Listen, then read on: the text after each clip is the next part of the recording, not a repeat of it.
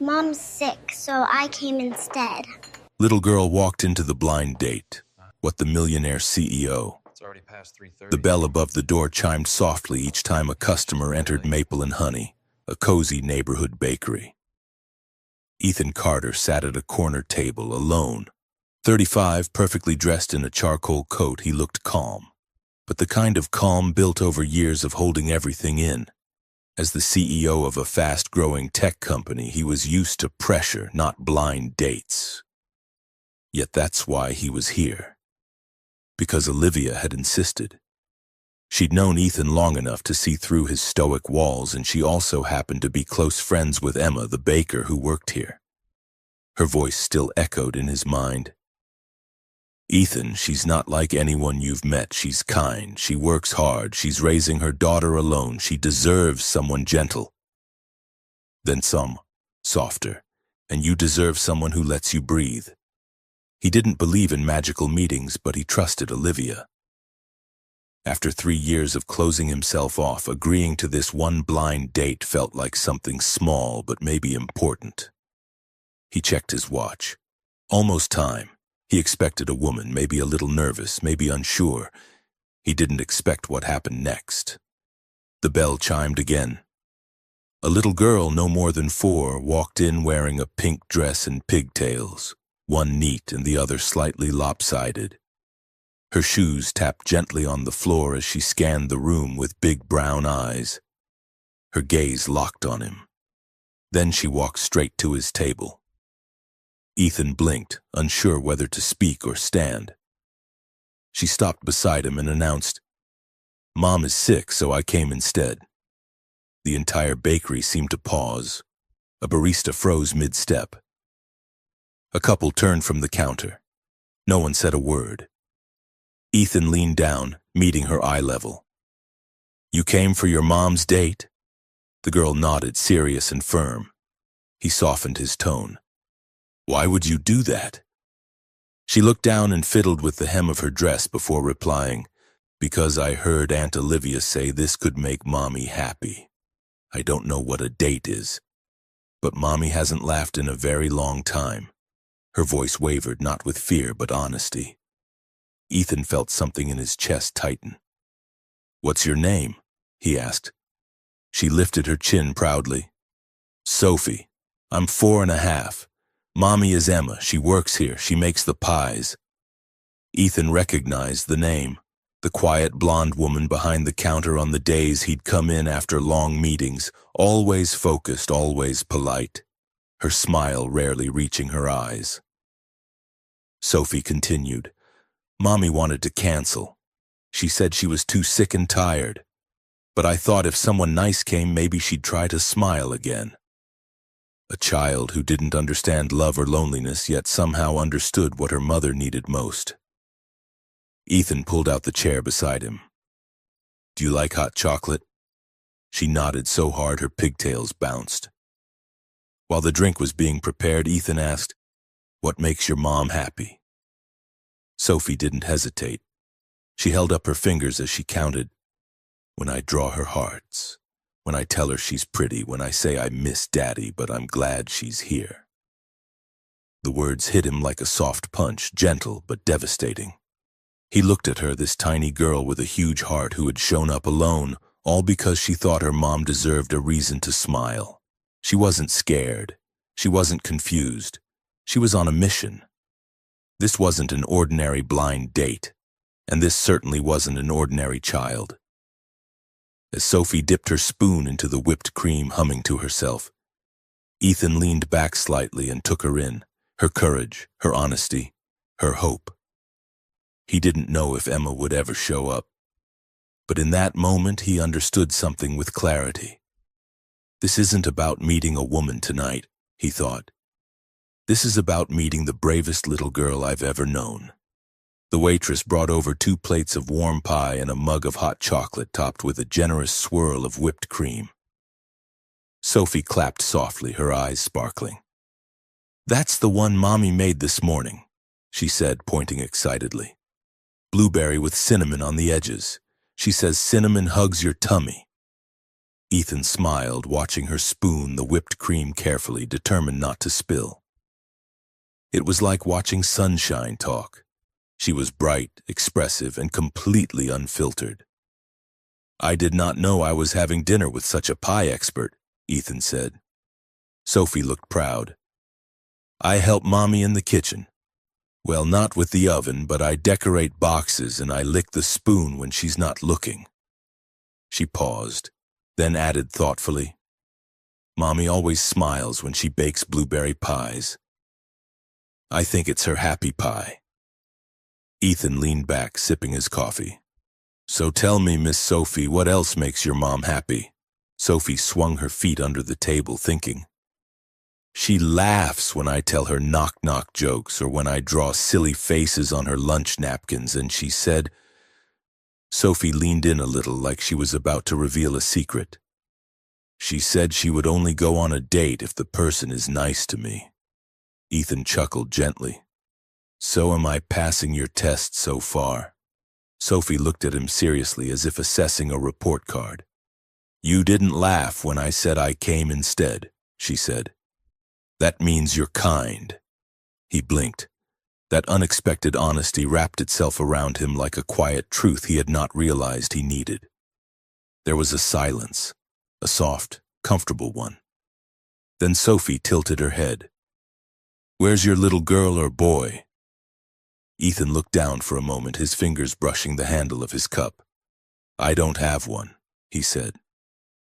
"I lost someone a long time ago, and I never really found my way back to people after that." Sophie considered this with the weight only children carry when they understand too much too soon. "Mommy lost Daddy," she said softly, "but I told her I'd share my heart until it doesn't hurt anymore." Ethan swallowed. He stared at her, this tiny human with wide eyes and a wisdom far beyond her years. "You're something special, Sophie," he said. She smiled shyly. The waitress returned with a small slice of pie and placed it in front of Sophie. Sophie gasped. "That's my favorite! Mommy still baked this morning even though she had a fever." She cut the pie in half with her fork carefully, as if it were a piece of treasure, and pushed the bigger half across the table toward Ethan. "You should eat it," she said. "I think you need happy pie more than me." Ethan could not speak. He nodded and took a bite. The warmth of the crust, the burst of blueberries, it was comfort folded into food. It tasted like care. And just as he swallowed, the door of the bakery flung open. "Sophie!" The voice came in short, breathless gasps. A woman stood at the threshold, blonde hair in a messy ponytail, cheeks flushed from the cold, an apron still tied around her waist. Emma. Her eyes landed on her daughter sitting at a table with a strange man. Sophie waved enthusiastically. "Mommy. He's really nice. And he likes your happy pie." Emma stared at Ethan, her gaze flickering from his kind expression to the napkin he held delicately, having just wiped a spot of chocolate from Sophie's chin. Ethan stood immediately. "Emma, I'm so sorry. She said you were sick." "I didn't know she had come on her own. I thought—" Emma knelt down and scooped Sophie into her arms. "I turned around for 1 minute," she murmured, more to herself than anyone. "You can't just walk out like that." Sophie wrapped her arms around her mother's neck. "I just wanted you to be happy again." Emma's eyes glistened. She looked up at Ethan, the initial panic fading into a mixture of embarrassment and gratitude. "I didn't know I'm sorry she bothered you." Ethan shook his head gently. "She didn't," he said quietly. "She reminded me what kindness looks like." For a moment, none of them spoke. Outside, the winter wind danced across the bakery window, but inside, something warmer had begun to rise. And Ethan knew this was no ordinary evening. This was the beginning of something unexpected, something real. After the whirlwind of the unexpected meeting, the bakery had quieted. Most customers had left. The soft hum of the heater filled the cozy space, blending with the occasional clink of coffee cups being washed in the back. Ethan lingered by the door for a moment, unsure if he should go or stay. Emma was still sitting at the corner table, Sophie curled against her chest, now fast asleep. Tiny fingers tangled in her mother's sweater. He cleared his throat gently. "I heard you were sick," he said. "Are you feeling better?" Emma looked up, visibly caught between residual embarrassment and exhaustion. "I'm fine," she replied quickly, almost reflexively. "Just needed a bit of rest." Ethan gave a small nod. "Well, how about a warm drink just for a few minutes? You look like you haven't sat down properly all day." Emma hesitated, but Sophie shifted slightly in her arms, letting out a soft sigh. Emma gently adjusted her daughter, then nodded. "Okay, just for a few minutes." Ethan guided her toward a quieter corner table by the window. The lights outside had dimmed. Snow flurries danced under the amber glow of a street lamp. Inside, warmth wrapped around them like a gentle blanket. Sophie remained asleep, her cheek pressed to Emma's shoulder. Emma spoke first, voice low. "My husband died 2 years ago," she said. "Car accident. One moment we were planning Sophie's 3rd birthday, and the next—" She trailed off, eyes distant. "I didn't have time to grieve. Rent was due. Sophie needed me, so I baked. Learned from scratch. Burned the first 2 months of everything. But the oven became the one place where I could pretend things were okay." Ethan's gaze never left her face. He saw more than just tired eyes and flour-stained sleeves. He saw the weight she carried. "You know," he said slowly, "someone once told me that the strongest people are the ones who never realize they are." Emma let out a breath that was almost a laugh, almost a sigh. "Well, that person clearly never saw me crying over pie dough at 3 a.m. Ethan smiled, soft and sincere. "I think that person would admire you a lot." There was a silence, but not the awkward kind. It was a silence that let truth settle, that allowed two people who had lived through their own storms to acknowledge quietly that they had both survived. Then a small voice broke it. Sophie stirred, blinking sleepily. Her tiny voice was muffled by her thumb, still half in her mouth. "Are you going to leave now?" Ethan leaned forward, his tone playful but gentle. "Only if your mommy tells me to." Sophie looked up at her mother. Emma looked back at her, then at Ethan. She did not speak. She did not smile.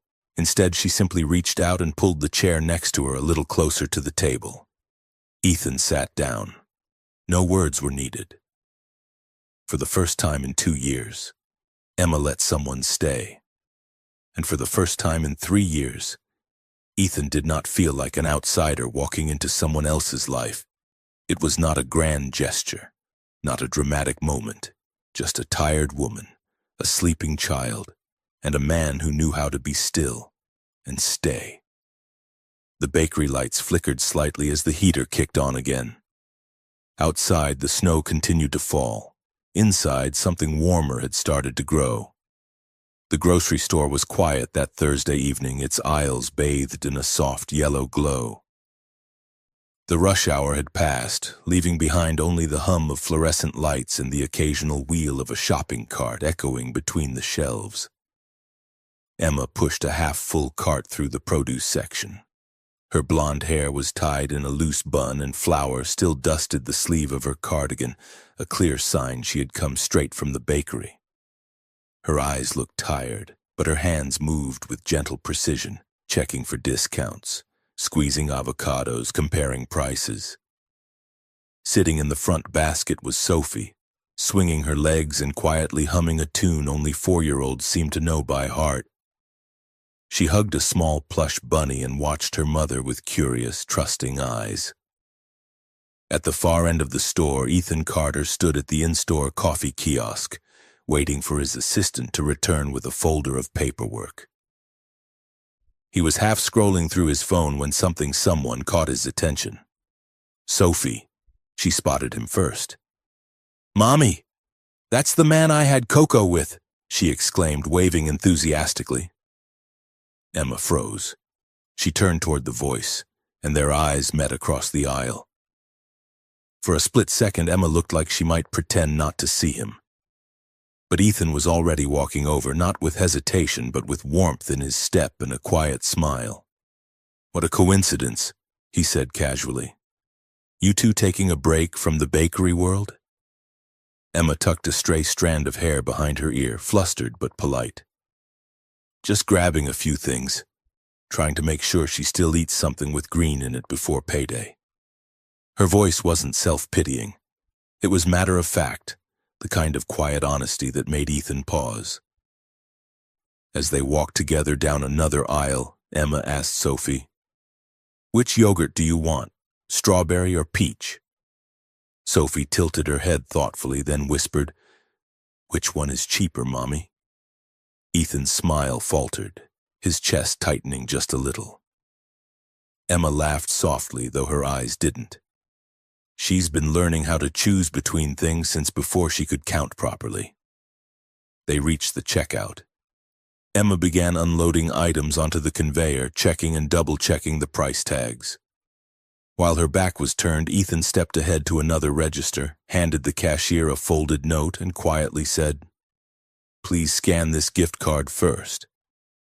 "Add a bag of the organic vegetables and that pastry she looked at. Don't say who it's from." He didn't stick around. He walked back to the coffee kiosk and waited.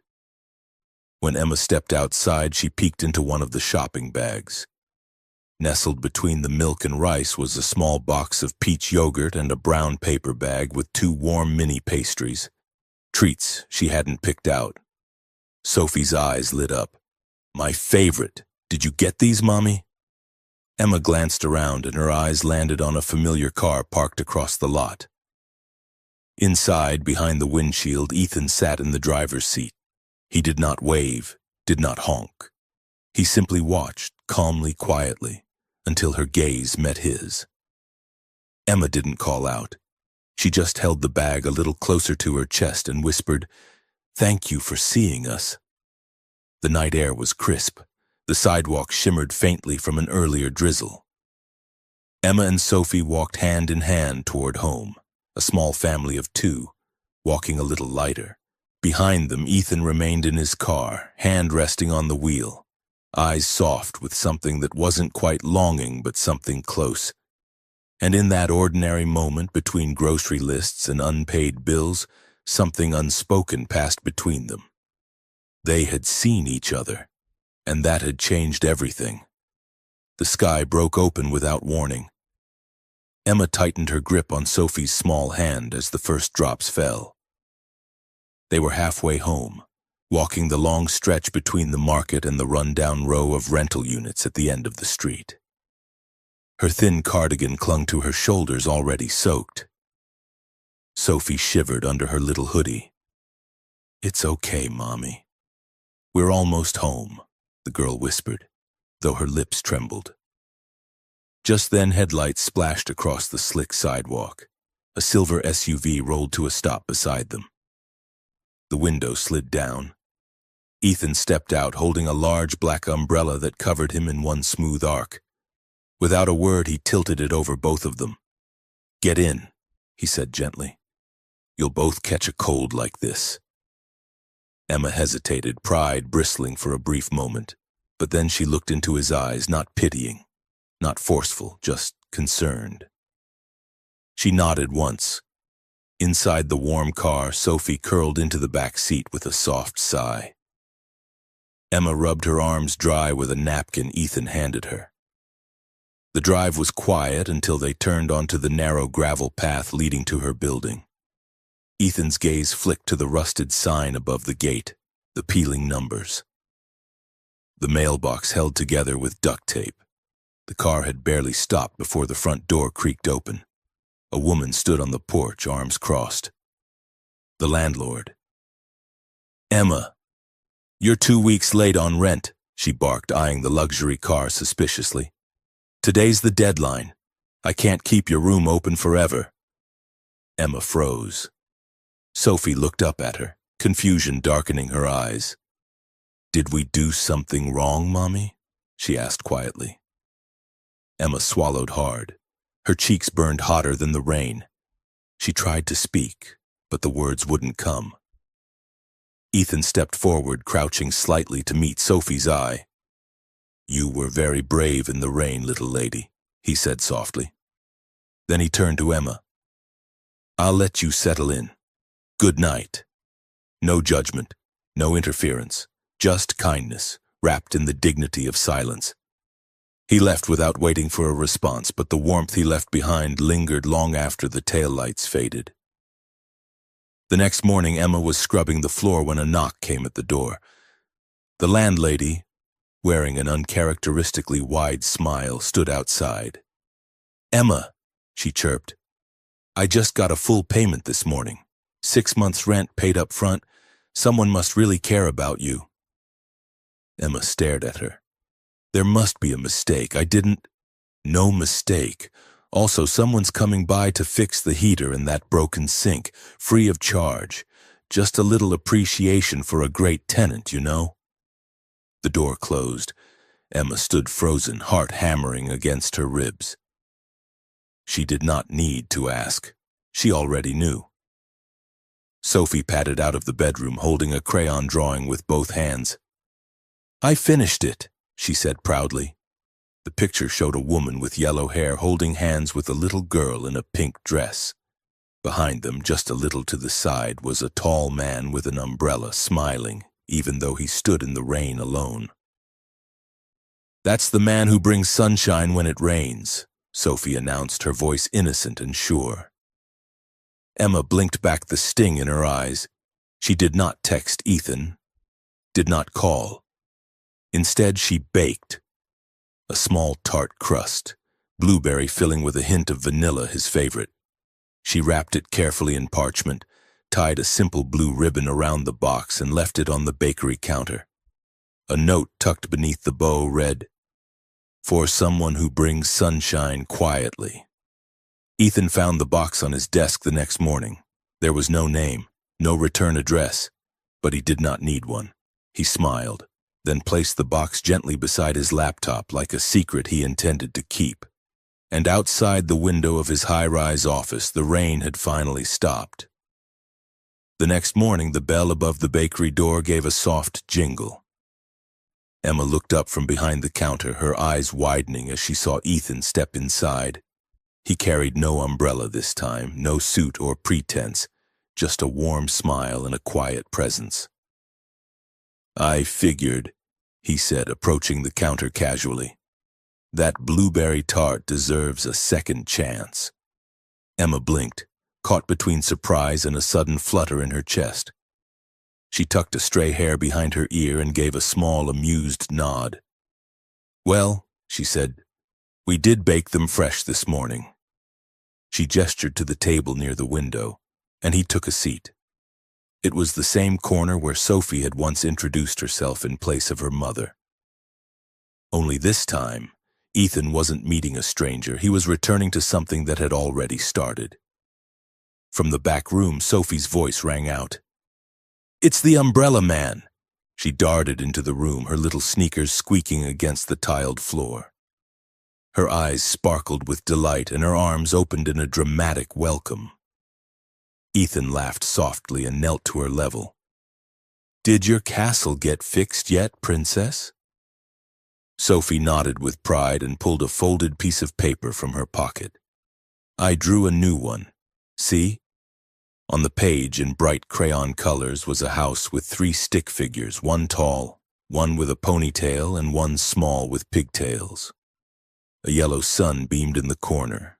A chubby gray cat sat on the porch. "That's us," she explained, "and Whiskers. He's imaginary, but Mommy says we'll get a real cat someday."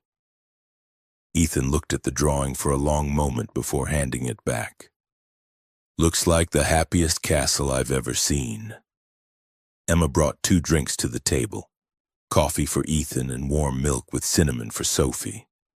They sat together, an unlikely trio that didn't feel unlikely anymore. They didn't talk about the rent, or the rain, or anything that might make things uncomfortable.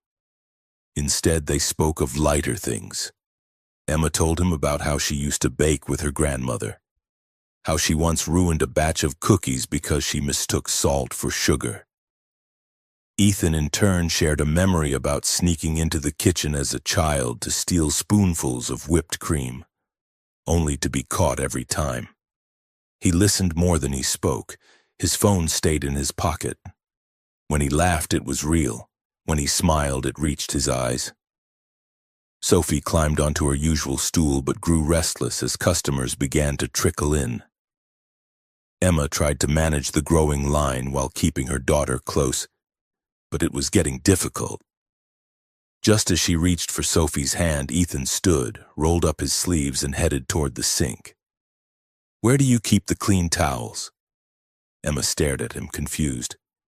"I can dry trays," he said, "or make cocoa. I'm certified in stirring things gently." She hesitated, but his tone was so light, so natural that she only nodded. "In that drawer," she said. Within minutes he was helping, wiping counters, refilling the sugar jars, passing out napkins with a quiet "enjoy your morning" to each customer. At one point, a silver-haired woman reached for her coffee and glanced between Emma and Ethan with a knowing smile. "Your husband's a keeper," she said in a voice low enough to be teasing. Emma's face turned a shade pinker than the strawberry glaze. "He's not," she murmured, looking away. But Ethan, just a few feet behind, didn't correct her either. He only glanced toward Emma, caught her eye, and smiled like he had all the time in the world. And for the first time in a long while, so did she. Emma's voice came through the phone just after 8 a.m., slightly breathless. "Ethan, I'm so sorry to ask this, but I just got called in for an extra shift. I won't make it to Sophie's school on time. Could you pick her up today?" There was no hesitation. "Of course," Ethan said immediately. "I'm already on my way." He wasn't, but he didn't need to be asked twice. The preschool yard was full of colors, tiny backpacks, laughter, teachers waving goodbye. Ethan waited by the gate, hands in his pockets, heart strangely nervous. He scanned the crowd for a familiar ponytail and pink shoes. Then he saw her. Sophie spotted him first and ran like the wind, her small arms outstretched. She barreled into his chest with a squeal of joy. "This is my new daddy!"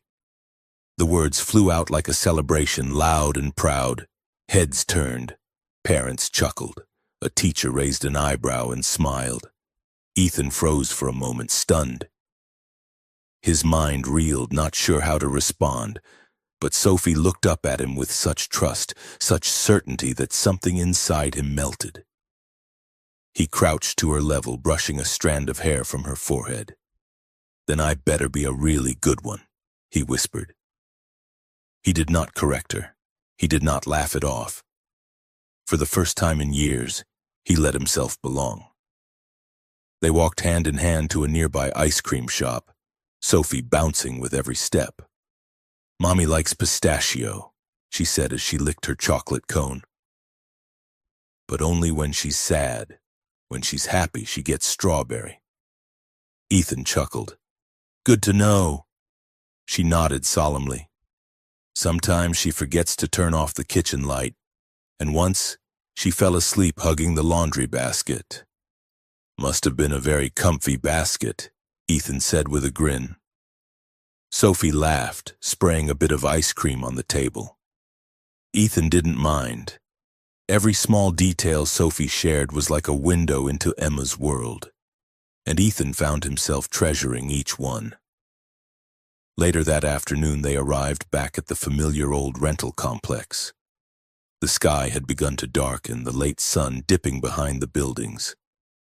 Emma stepped out of the doorway, apron still tied around her waist, strands of blonde hair falling across her cheeks. "Bye-bye, Daddy," Sophie called out brightly, waving as she skipped toward her mother. Emma's smile faltered, her eyes widened. "Sophie," she said gently. "Ethan's just Mommy's friend, sweetheart." "Not." Her voice trailed off, unsure. Ethan took a step forward, heart steady, eyes only on Emma. He could have laughed, could have dismissed it as a child's imagination, could have changed the subject, but he didn't. Instead, he said quietly, "I want to be her dad, Emma." Her breath caught. "If you'll let me love you, both of you." Emma froze. Her fingers curled slightly into the fabric of her dress as if grounding herself. He had not said "I love you" in the scripted way of movies. He had not made a dramatic speech or handed her roses. But his words landed like truth, solid, steady, real, the kind of love that comes not from flowers or dinners, but from showing up, again and again, from walking into a child's school, buying pistachio ice cream, remembering the kitchen light, and offering something even deeper than affection. A place to belong. Emma didn't answer right away. She looked down at Sophie, now sitting on the front step, humming to herself, legs swinging freely. Then she looked back at Ethan. Her eyes were full, but not with fear, with something closer to belief. And maybe, just maybe, the beginning of yes. Time moved gently after that. There were no fireworks, no grand announcements, just quiet routines becoming something more. Some days Emma and Sophie came over to Ethan's home. They would eat dinner together, then curl up on the couch to watch cartoons. More than once, Sophie fell asleep between them, her head on Ethan's chest, her tiny fingers still holding the TV remote. Emma would doze off too, her cheek pressed against his shoulder while outside the city lights blinked softly. Other days, Ethan showed up at their place. No bouquets, no gestures of grandeur, just a large bag slung over his shoulder and a warm smile. He installed a soft glow nightlight shaped like a moon in Sophie's room. He added a small bookshelf, then filled it with secondhand storybooks.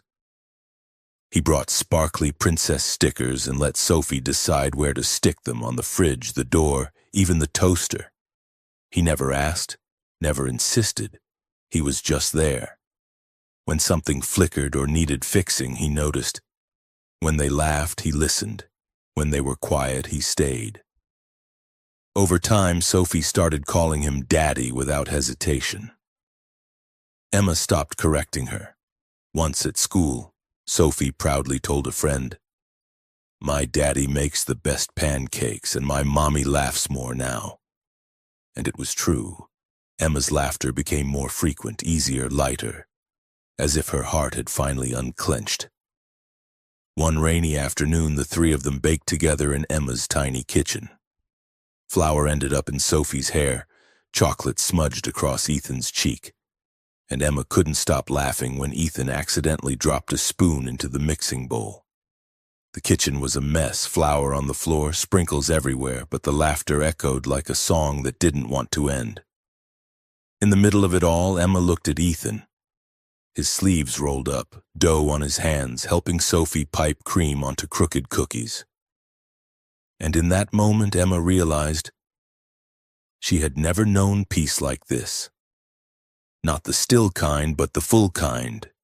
The kind that fills a space not with silence, but with belonging. That night, as they sat down with tea and cookies, Ethan placed a small, heart-shaped pastry box on the table. Emma smiled and opened it, expecting another sweet surprise. But there was no pastry inside. Nestled in the center was a ring, simple, delicate, with a tiny engraving along the band. She looked up, startled. Ethan didn't kneel. He didn't recite poetry. He simply reached for her hand and held it gently. "I won't promise perfection," he said quietly. "But if you and Sophie will let me, I'll stay. For good." Tears welled in Emma's eyes, not from fear, but from relief, from recognition. From knowing that the man who had walked into their lives wasn't there to fix them, just to love them as they were. She whispered, voice catching on the edge of a smile. We've been waiting long enough, and in that moment a family wasn't made, it was acknowledged. Months later, customers at Maple and Honey Bakery often paused near the front counter. There, in a modest white frame, stood a photo. 3 people, Emma in her apron, Ethan in his sleeves rolled up, and Sophie between them, holding a cupcake in one hand and gripping Ethan's thumb in the other. Below the photo, a small handwritten sign read, "Our sweetest recipe. Love, patience, and a little flour." If this story touched your heart, you're not alone. Sometimes love doesn't arrive with grand gestures. It walks in quietly, holds an umbrella in the rain, and makes pancakes on Sunday mornings. Ethan, Emma, and little Sophie reminded us that family isn't always about blood. It's about showing up, staying, and choosing each other every day. If you believe in stories